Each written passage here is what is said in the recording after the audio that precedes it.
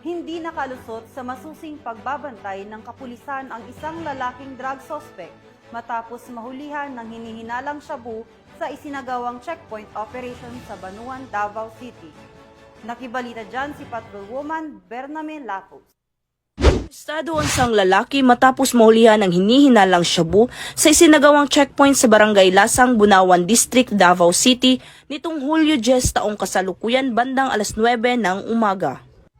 Kinilala ni Police Major Janos Macliing, Acting Station Commander ng Bunawan Police Station, ang suspect na si alias Yusuf, 29 anyos, isang karpentero na residente sa Puro 14, Dilox, Tibungco, Davao City.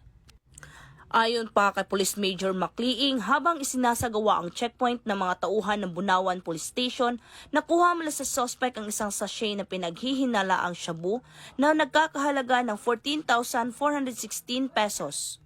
Samantala, ang suspect ay kasalukuyang nasa kustodiya na ng nasabing istasyon at mahaharap sa kasong paglabag sa RA 9165 o ang Comprehensive Dangerous Drugs Act of 2002.